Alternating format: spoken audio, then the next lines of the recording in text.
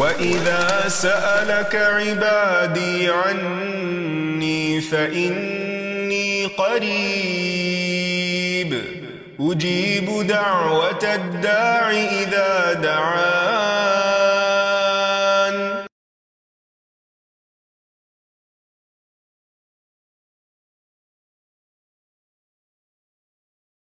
نحمده ونصلي على رسوله الكريم اما بعد فاعوذ بالله من الشيطان الرجيم بسم الله الرحمن الرحيم رب اشرح لي صدري ويسر لي امري واحلل عقدة من لساني يفقهوا قولي. السلام علیکم ورحمۃ اللہ وبرکاتہ. ناظرین، پروگرام دعا کیجئے کے ساتھ آپ کی خدمت میں حاضر ہیں.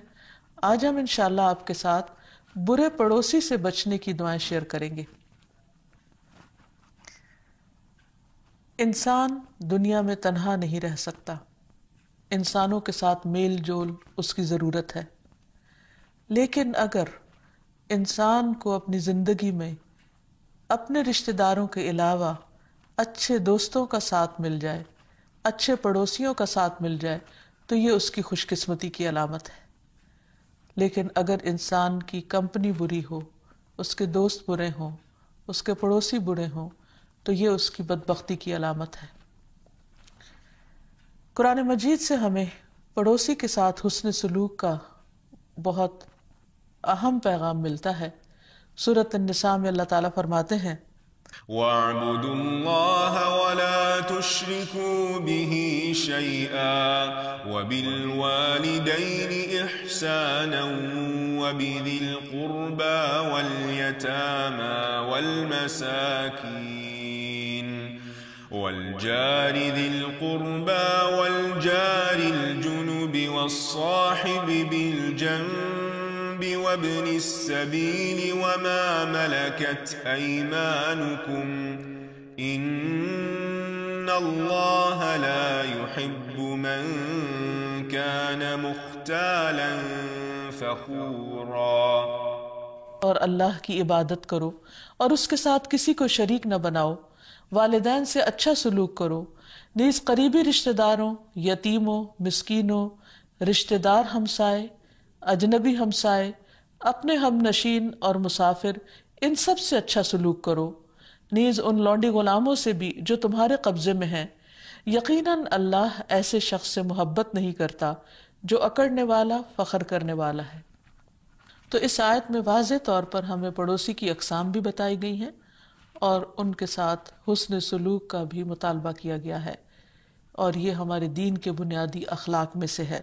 اس لیے بہت ضروری ہے کہ ہم اس سلسلے میں اللہ سبحانہ وتعالیٰ سے دعا کریں کہ وہ ہمیں اس دنیا میں اچھا ساتھ دے، اچھے دوست دے، اچھے پڑوسی دے، تاکہ ہم اس دنیا کے وقت کو، اس زندگی کو بہترین طور پر بسر کر سکیں. کیونکہ ہماری یہ زندگی، اس پر کل کی ہماری کامیابی کا انحصار ہے.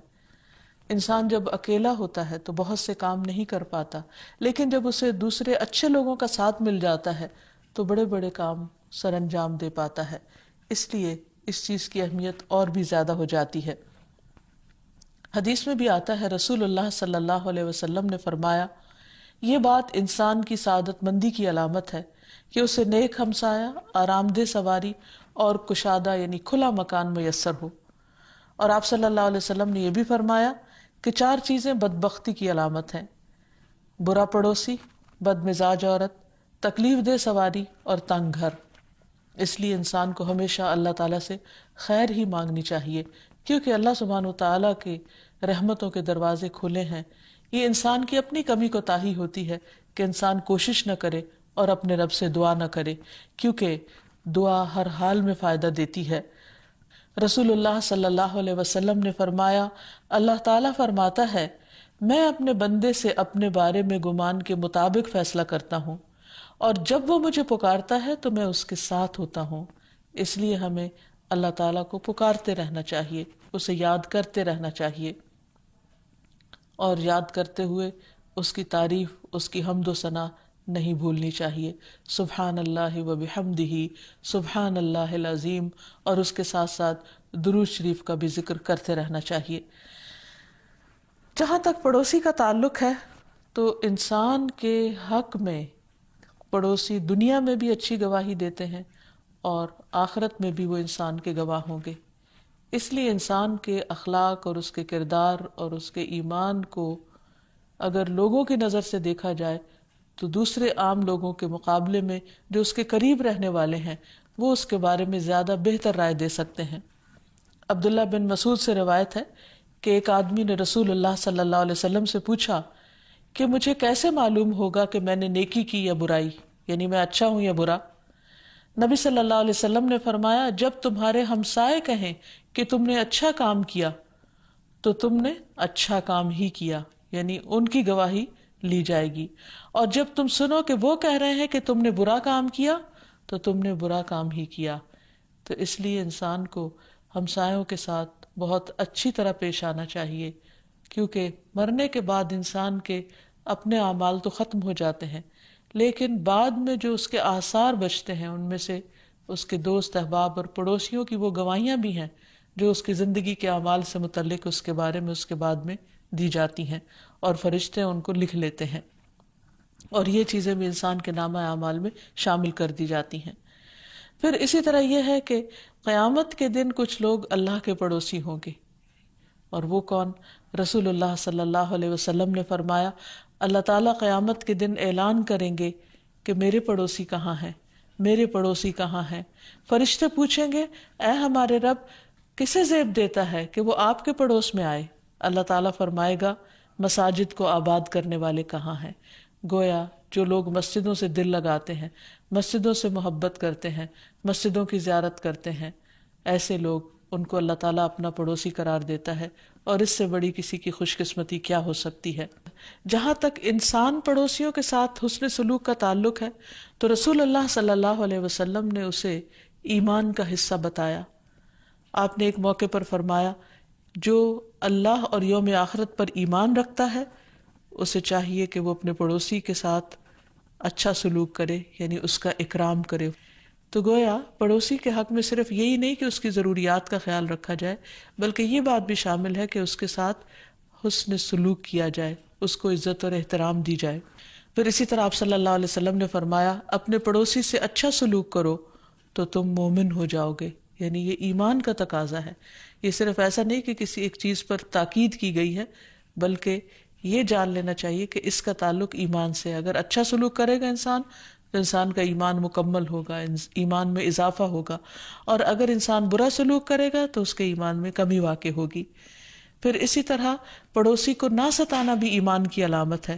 نبی صلی اللہ علیہ وسلم نے فرمایا جو شخص اللہ اور قیامت کے دن پر ایمان رکھتا ہے وہ اپنے پڑوسی کو تکلیف نہ پہنچائے. یعنی ایک طرف فرمایا کہ عزت احترام کرے، اس کے حقوق کا خیال رکھے، اور دوسری طرف اس بات کی بھی تاکید کی گئی کہ وہ اس کو اذیت نہ دے، تکلیف نہ دے. آپ صلی اللہ علیہ وسلم نے یہ بھی فرمایا کہ اللہ کے نزدیک بہترین ساتھی وہ ہے جو اپنے ساتھی کے حق میں بہتر ہے، اور بہترین پڑوسی وہ ہے جو اپنے پڑوسی کے لیے بہترین ہے. یعنی یہ نہیں کہ کسی ایک انسان کو یہ تاکید کی جا رہی ہے، بلکہ ہر انسان کو کی جا رہی ہے، کیونکہ ہر شخص اپنے پڑوسی کا خیال رکھے گا تو ہی ہر ایک کو اس کا حق مل سکے گا. اور اچھی ہمسائیگی شہروں کو آباد کرتی ہے اور بری ہمسائیگی شہروں کو ویران کر دیتی ہے. اور اسی طرح نبی صلی اللہ علیہ وسلم کو حضرت جبریل علیہ السلام نے ایک موقع پر آ کر پڑوسی کے بارے میں اس قدر تاکید کی تھی کہ آپ صلی اللہ علیہ وسلم کو اس بات کی فکر ہوئی کہ کہیں آپ پڑوسی کو وارثوں میں شامل نہ کر دیں اور وراثت کا حقدار نہ بنا دیں. پھر اسی طرح یہ ہے کہ پڑوسی کوئی بھی ہو، خواہ مسلم ہو غیر مسلم ہو، اپنا ہو پرایا ہو، رشتہ دار نہ ہو، کسی بھی ذات رنگ اور نسل سے تعلق رکھتا ہو، اگر وہ آپ کی ہمسائیگی میں رہتا ہے تو اس کا آپ پر حق ہوتا ہے. ان سب کے ساتھ اچھا سلوک کرنا چاہیے.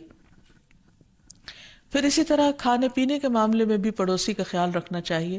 نبی صلی اللہ علیہ وسلم نے فرمایا اے ابو ذر جب تم سالن پکاؤ تو اس کے شوربے کو زیادہ کر لو اور اپنے پڑوسی کی خبرگیری کرو، یعنی اسے بھی اس کھانے میں شریک کرو. رسول اللہ صلی اللہ علیہ وسلم نے خواتین کو بھی اس بات کی تلقین کی کہ وہ کچھ نہ کچھ اپنے ہمسایوں کو بھجواتی رہیں اور اس طرح وہ ان کا اکرام کریں. اور بھیجنے میں ضروری نہیں کہ قیمتی تحفے ہی بھجوائے جائیں، معمولی چیزیں بھی بھیجی جا سکتی ہیں. اور دوسری طرف ہمسایوں کو اس بات کی تاکید کی گئی کہ اگر کوئی معمولی تحفہ وصول ہو تو اس کو حقیر نہ سمجھا جائے۔ آپ صلی اللہ علیہ وسلم نے فرمایا، اے ایمان والی عورتوں، تم میں سے کوئی عورت اپنی ہمسائی عورت کی تحقیر نہ کرے، چاہے وہ بکری کا جلا کر صاف کیا ہوا پایا ہی کیوں نہ ہو، یعنی ایک حقیر سی چیز ہی کیوں نہ ہو، اگر کوئی آپ کی طرف بھیجے تو آپ اس کی بھی قدردانی کریں۔ پھر اسی طرح یہ ہے کہ پڑوسی کو کھانے کی دعوت دینا اور ان کے ساتھ میل ملاقات رکھنا، اگر بیمار ہو جائے تو عیادت کرنا، اگر فوت ہو جائے تو جنازہ پڑھنا، اور اگر راستے میں ملے تو سلام دعا کرنا اور حال چال پوچھنا، یہ تمام چیزیں حق ادا کرنے میں آتی ہیں۔ اسی طرح آپ صلی اللہ علیہ وسلم نے یہاں تک فرمایا کہ وہ شخص مومن ہی نہیں کہ جو خود پیٹ بھر کر کھائے اور اس کا پڑوسی بھوکا رہے۔ آپ صلی اللہ علیہ وسلم نے اسے ایمان کی علامت قرار دیا کہ انسان جو اپنے لیے پسند کرے وہی دوسرے کے لیے پسند کرے۔ پھر اسی طرح یہ ہے کہ پڑوس کے معاملے میں جو جتنا زیادہ قریب ہوگا، جس کا دروازہ اپنے دروازے سے زیادہ قریب ہوگا، اس کا حق بھی زیادہ ہوگا، اگرچہ پڑوس کی 40 گھروں تک کی وسعت رکھی گئی کہ 40 گھر تک کے لوگ پڑوس میں شمار ہوتے ہیں جن کے حقوق زیادہ ہیں، لیکن جن کی زمین اور دیوار ساتھ ساتھ ملی ہوئی ہو ان کا حق زیادہ ہوتا ہے۔ عربی زبان میں پڑوسی کے لیے جار کا لفظ استعمال ہوتا ہے۔ جار کا مطلب ہے وہ جو پناہ دے۔ تو ایک پڑوسی کا دوسرے پر حق یہ ہے کہ وہ اسے مشکل وقت میں، تنگی میں، تکلیف میں اس کا ساتھ دے، اس کی مدد کرے۔ لیکن اگر کوئی اس کے برعکس غلط کام کرتا ہے یا اس کو اذیت دیتا ہے یا ایسے کام کرتا ہے کہ جس سے پڑوسی تکلیف میں مبتلا ہو جائے تو اس سے انسان کے ایمان کو بھی خطرہ ہے۔ آپ صلی اللہ علیہ وسلم نے ایک موقع پر قسم کھا کے فرمایا، اللہ کی قسم وہ ایمان والا نہیں، اللہ کی قسم وہ ایمان والا نہیں، اللہ کی قسم وہ ایمان والا نہیں۔ عرض کیا گیا، کون یا رسول اللہ صلی اللہ علیہ وسلم؟ آپ نے فرمایا، جس کا پڑوسی اس کے شر سے محفوظ نہیں۔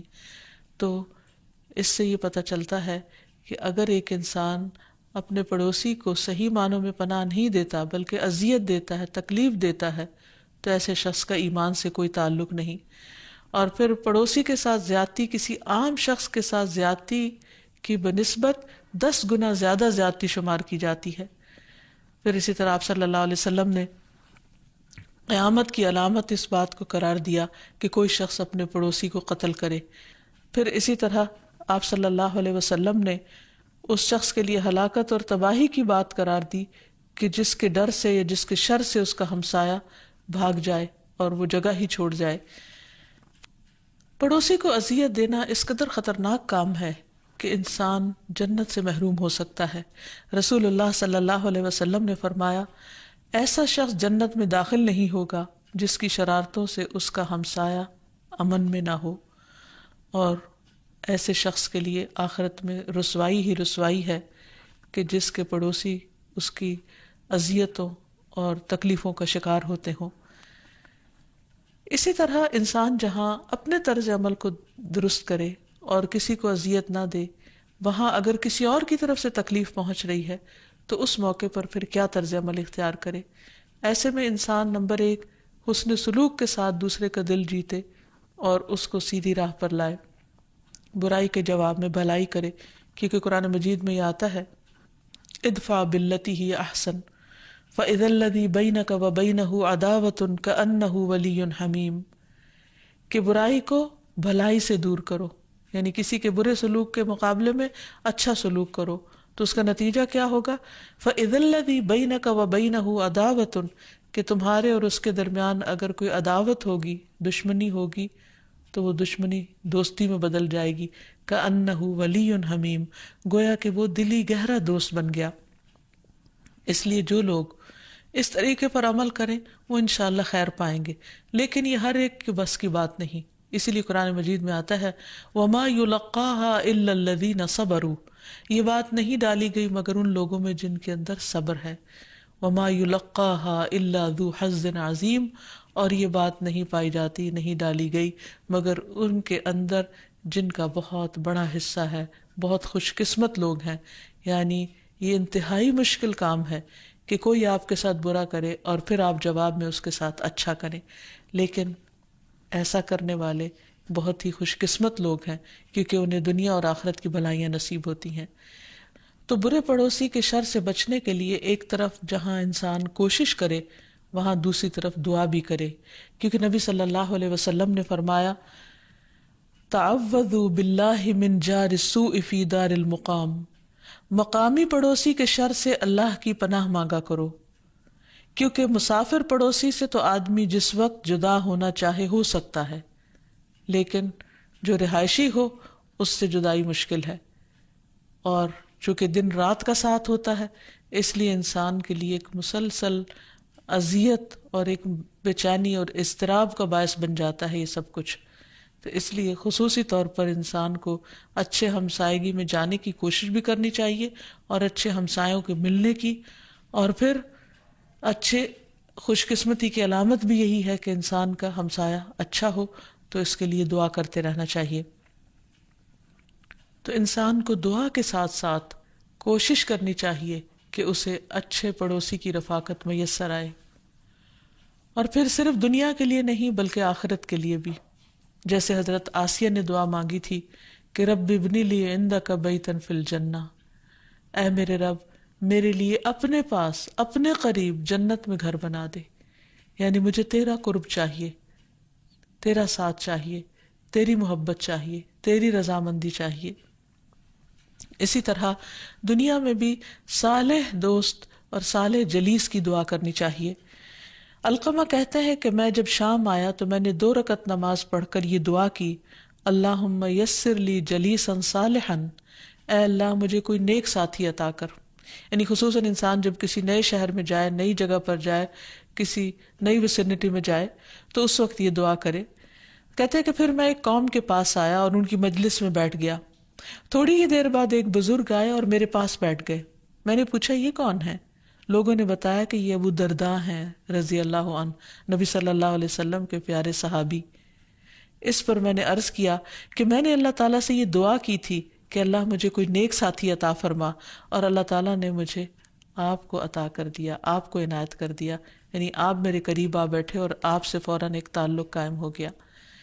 جیسے ہم دیکھتے ہیں کہ حضرت موسیٰ علیہ السلام جب مدین پہنچے اور انہوں نے اللہ سبحانہ تعالیٰ سے دعا کی رب انی لما انزلت الی من خیر فقیر، کہ اے اللہ تیری طرف سے جو بھی خیر مجھ پر نازل ہو میں اس کا محتاج ہوں۔ تو ہم دیکھتے ہیں کہ موسیٰ علیہ السلام مدین اچانک پہنچے تھے اور وہاں وہ کسی کو بھی نہیں جانتے تھے، لیکن اللہ سبحانہ تعالیٰ نے ان کو کتنا بہترین گھرانہ دیا، کیسے اچھے لوگوں کے ساتھ ان کا واسطہ پڑا۔ تو یہ انسان کی بہت بڑی خوش قسمتی کی علامت ہوتی ہے کہ زندگی میں اس کو اچھے دوست اور اچھے ساتھی ملے، تو اس کے لیے بھی دعا کرنی چاہیے۔ اور اس کے ساتھ ساتھ برے پڑوسی سے بچنے کی دعا کرنی چاہیے جو نبی صلی اللہ علیہ وسلم نے ہمیں سکھائی ہے، اللہم انی اعوذ بک من جار السوء ومن زوج تشیبنی قبل المشیب ومن ولد یکون علی ربا ومن مال یکون علی عذابا ومن خلیل ماکر عینہ ترانی وقلبہ یرعانی ان رأى حسنة دفنها واذا رأى سیئة اذاعها۔ اے اللہ میں تیری پناہ طلب کرتا ہوں برے پڑوسی سے، اور ایسی بیوی سے جو مجھے بڑھاپے سے پہلے بوڑھا کر دے، اور ایسی اولاد سے جو میری آقا بن بیٹھے، ایسے مال سے جو میرے لیے عذاب بن جائے، اور ایسے چال باز دوست سے جس کی آنکھیں مجھے دیکھ رہی ہوں اور جس کا دل میری نگرانی کر رہا ہو، اور وہ میری ہر نیکی کو دباتا جائے اور میری ہر برائی کو نشر کرتا جائے۔ اسی طرح ایک اور روایت میں آتا ہے نبی صلی اللہ علیہ وسلم یہ دعا کیا کرتے تھے، اللہم انی اعوذ بک من یوم السوء ومن لیلۃ السوء ومن ساعۃ السوء ومن صاحب السوء ومن جار السوء فی دار المقام۔ اے اللہ میں تیری پناہ طلب کرتا ہوں برے دن سے، بری رات سے، بری گھڑی سے، برے ساتھی سے، اور مستقل رہائش کے برے پڑوسی سے تیری پناہ طلب کرتا ہوں کہ تو مجھے اپنی حفاظت میں لے لے، کیونکہ برے لوگوں کے بیچ میں انسان کو طرح طرح کے خطرات لاحق ہوتے ہیں، انسان کی عزت جان مال محفوظ نہیں ہوتا، جبکہ اچھے پڑوسی ان سب چیزوں کی حفاظت کا ذریعہ بنتے ہیں، بلکہ خیر میں اور آگے جانے کا ذریعہ بنتے ہیں۔ پھر اسی طرح ظالم لوگوں کے خلاف اللہ سبحانہ تعالیٰ کی مدد اور ہمسائیگی کی دعا کرنی چاہیے، اس سلسلے میں بہت خوبصورت دعا ہمیں سکھائی گئی ہے۔ عبداللہ بن مسعود نے فرمایا کہ جب تم میں سے کسی پر کوئی ایسا حاکم ہو جس کی سخت گیری اور ظلم سے وہ ڈرتا ہو تو اسے چاہیے کہ وہ یہ دعا پڑھے: اللہم رب السماوات السبع ورب العرش العظیم کلی جارم من فلان ابن فلان و احزابہ من خلائقک ان یفرط علی احد منہم او یطغى عز جارک وجل ثناؤک ولا الہ الا انت۔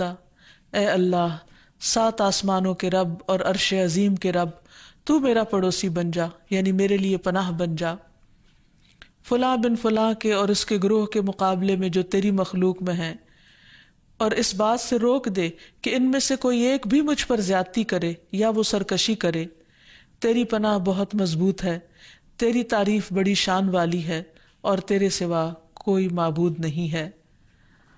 تو اللہ تعالیٰ سے دعا ہے کہ وہ ہمیں بھی اچھے پڑوسی، اچھے ساتھی، اچھے دوست عطا کرے، تاکہ دنیا میں رہتے ہوئے ہم زیادہ سے زیادہ اچھے کام کر سکیں۔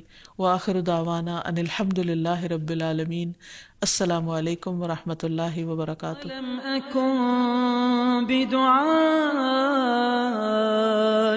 رب شقيا